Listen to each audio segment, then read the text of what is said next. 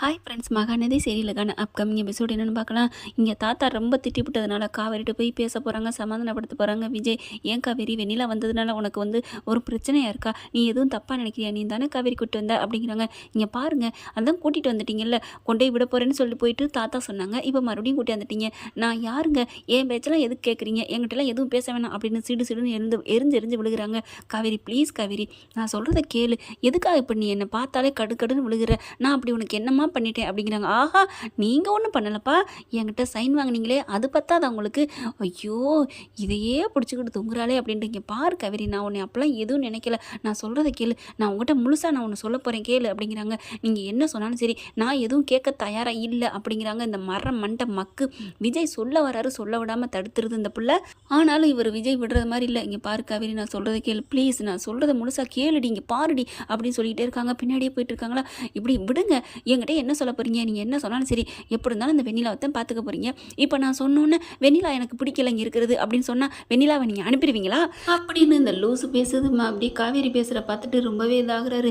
ஏன் காவேரி, நான் உன்ட்ட ஒரு விஷயம் சொல்லணும் தானே சொல்கிறேன், அதை கொஞ்சமாவது நீ பொறுமையாக கேட்குறியா அப்படிங்கிறாங்க. நீங்கள் ஒன்றும் சொல்ல வேணாம், என்னை ஆளை விடுங்க சாமி அப்படி சொல்லிட்டு வேகமாக கோச்சிட்டு போகிறாங்க. என்ன இவ இப்படி போகிறாளே அப்படின்னு நினைக்கிறாங்க. உடனே காவேரி மனசில் நினைக்கிறாங்க, ஆஃபீஸுக்கும் போகக்கூடாதுங்கிறாரு, வீட்லேயும் இருக்கவும் விட மாட்டேங்கிறாரு, என்ன தான் நினச்சிட்டு இருக்காருச்சே, மனுஷனுக்கு நிம்மதியே இல்லை. எப்படியும் நம்மளை கழட்டியோட நினைக்கிறாரு, அதுக்குள்ளே நம்மளா வெறுத்து போகணும்னு நினைக்கிறாரு போல இருக்கு அப்படின்னு நினைக்கிறாங்க காவேரி. இந்த பக்கம் பார்த்தீங்கன்னா ஷூட்டிங்லாம் முடிஞ்சு வந்துடுறாங்க. குமரன் சட்டை தச்சுக்கிட்டு இருக்காங்க. கங்கா நான் வரேங்க, சமைச்சு எடுத்துகிட்டு வரேன்னு வந்துடுறாங்க. அங்கே வர்றாங்க நிவின் வந்து கையோட, என்ன நல்லா அண்ணே என்ன அங்கேயும் பிஸி இங்கேயும் பிஸியா அப்படிங்கிறாங்க. என்ன நிவின்னு பண்ணுறது, அதிலே இருந்துட்டா முடியுமா?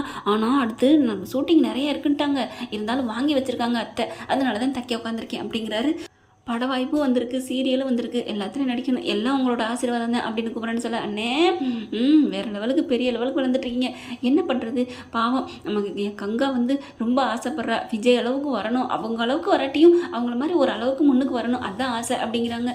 ஆமாம், விஜயெல்லாம் நல்ல மனுஷன்தான் அப்படிங்கிறாங்களா. மனசுக்குள்ள நிவின் ஒரு மாதிரியாக பேச, என்னாச்சு நிவின் அப்படின்னு குமரன் கேட்க, இல்லை அந்த வீட்டில் ஒரு பொண்ணு புதுசாக வந்திருக்கே, அது என்ன போயிடுச்சா போகலையா, என்னப்பா இருக்குது, என்ன பண்ணுறது, அதுக்கு தான் புத்தி சுவாதனமே இல்லையே அப்படிங்கல. இருந்தாலும் இதெல்லாம் நல்லாவா இருக்குது, காவேரி பாவம் இல்லையா, காவேரி வாழ்க்கையில் எவ்வளோ தான் இடைஞ்சல் வரும் அப்படிங்கல.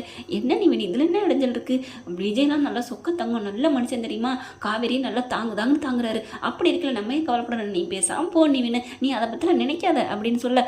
நீ தானே இப்படி வெள்ளந்தே நினைக்கிற ஆனால் அப்படிங்கல. ஏன் இரு, என்ன ஆனான்னு சொல்கிற, ஐயோ ஒன்றும் இல்லைண்ணே அப்படின்னு நிவின் நழுவ பார்க்குறாரு. இல்லை நீ சொல்லியே ஆகணும் அப்படின்னு குமரன் கம்பல் பண்ணி கேட்க, இல்லைண்ணே அது நான் இப்போ சொல்லுவேன், நீ பதட்டப்படக்கூடாது அப்படிங்கிற, சொல்லு என்ன, ஏன் விஜய் என்ன தப்பு பண்ணுறாரு, அவர் அப்பெல்லாம் தப்பு பண்ணுற மனசனே இல்லை, உண்மையிலே உன்னை விட என்னை விட விஜய் 1000 மடங்கு நல்லவர், உத்தமர், சூப்பர் கேரக்டர் தெரியுமா, காவேரி அப்படி தாங்குறாரு, நீ பேசாமல் இரு அப்படிங்கல. நீ தானே அப்படி நினைக்கிற, ஆனால் அவர் என்ன கல்யாணம் பண்ணியிருக்கா தெரியுமா, என்ன அப்படிங்கல, அக்ரிமெண்ட் கல்யாணம் தான் பண்ணியிருக்காரு அப்படின்னு அந்த விஷயத்தை பூரா புட்டு உடைக்கிறாரு. குமரனுக்கு அப்படியே இடி விழுந்துருது. என்ன சொல்கிற அப்படிங்களா. ஆமாம் அப்படின்னு, இன்னும் 2-3 நாளில் அவ்வளோதான், டைவர்ஸ் ஆகி வீட்டுக்கு வந்தாலும் வந்துடுவாங்க. இல்லை நீ வினு அப்படிலாம் முடியாதுன்னு, சட்டையை பிடிக்க, அண்ணே ஏன் சட்டையை என்னை பிடிக்கிற அப்படிங்கிற, போய் அவன் சட்டையை பிடி அப்படிங்கிறாங்க. இருந்தாலும் சொல்ல முடியாது, 2 நாளில் மனசு மாறலாம், ஏன்னா இப்போ அவங்க நல்லபடியாக சந்தோஷமாக தான் வாழ்ந்துட்டு இருக்காங்க. அது வரைக்கும் எனக்கு திருப்தியாக தான் இருக்குது, காவேரி விட்டுற மாட்டாருன்னு தோணுது. ஆனாலும் இந்த வெண்ணிலா பிள்ளை வந்திருக்குதுல்ல, அந்த புது பிள்ளை அது வந்திருக்கிறதுனால தான் கொஞ்சம் பயமாக இருக்குது, வேற ஒன்றும் இல்லை அப்படிங்கிற. நிவினு அப்படின்னு சொல்லிட்டு, நான் சும்மா விட மாட்டேன், என்ன ஆனாலும் சரி, என் காவேரி எங்கள் மாமா பொண்ணு, அவன் மாதிரி ஒரு பொண்ணு உலகத்தில் எங்கேயுமே கிடைக்க மாட்டா, அப்படி அந்த மாதிரி விஜய் இந்த மாதிரி பண்ண போச்சு அப்படின்னு சொல்லிட்டு வேகமாக கிளம்பி வர்ற சட்டையை காலரை தூக்கி விட்டுட்டு வந்த கையோடையும் பார்த்தீங்கன்னா வெளியில் பார்த்தாங்க விஜய் வராங்க. காவேரி இப்படி பேசவே மாட்டேங்கிறாளே அப்படின்ட்டு என்ன பண்ணுறதுன்னு தெரியாமல் பார்த்தீங்கன்னா குமரன் என்ன பண்ணுறாங்க, விஜய் நில்லு அப்படின்னு சொல்லிட்டு, என்ன பிரதர் மாதிரி இன்னைக்கு என்ன விஜய் நில்லுங்கிறாரே அப்படின்ட்டு, என்னாச்சு பிரதர், என்ன பிரதரா நீலா ஒரு மனுஷன் அப்படின்னு சட்டையை பிடிக்க, என்ன அப்படின்னு சொல்லிட்டு அவரும் பதிலுக்கு சட்டையை பிடிக்கத்தானே எந்த ஒரு மனுஷனும் ஆகும். அப்படி பார்த்தா சாரதாலேருந்து எல்லாரும் வந்துடுறாங்க. குமரன் என்ன பண்ணுற அப்படின்னு பாட்டி திட்டுறாங்க. நீங்கள் சும்மா இருங்க, இவன் எப்பேற்பட்ட ஆள் தெரியுமா, இவன் என்ன பண்ணிக்கான் தெரியுமா, காவேரி வாழ்க்கை அப்படி பாழ் பண்ணியிருக்கிறான் அப்படின்னு சொல்லி அப்படியே நிவின் விடுனே அப்படின்னு தடுக்க, என்னாச்சு நிவின் அப்படின்னு விஜய் கேட்க, இவர் எல்லாம் கான்ட்ராக்ட் கல்யாணம் எல்லாம் தெரிஞ்சு போச்சு அப்படிங்கல. ஏன் நிவின் இப்பெல்லாம் சொன்னீங்க அப்படிங்கல. குமரன் ப்ரோ சொல்கிறத கேளுங்க, அதெல்லாம் முடியாதுனா அப்படின்னு வெறுத்து பயங்கரமாக சண்டை நடக்குது.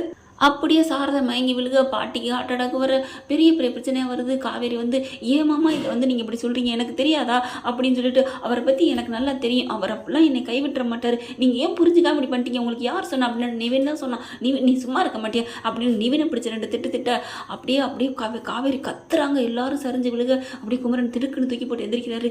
என்னாச்சு குமரன் என்னாச்சு அப்படின்னு கேட்க, அண்ணே அண்ணே என்னாச்சு அப்படின்னு நிவின் கேட்க, இல்லை நிவின் எனக்கு அப்படி கோவம் வந்துருச்சு, நினச்சி பார்த்தேன் போய் விஜயை போட்டு அடிக்கிற மாதிரி.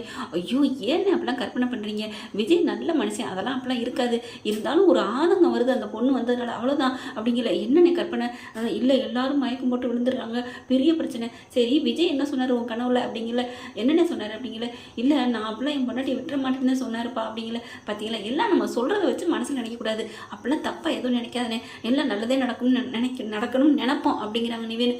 அப்படியே நடக்கட்டும் அப்படின்னு ஆசுவாசப்படுத்திட்டு உட்கார்றாரு குமரன். ஓகே ஃப்ரெண்ட்ஸ், பார்க்கலாம், இப்படி தான் போகலாம். இந்த பதிவு உங்களுக்கு பிடிச்சிருந்துச்சுன்னா உங்கள் பொண்ணான கையால் லைக்கை போட்டு சப்ஸ்கிரைப் பண்ணிடுங்க. Thank you friends.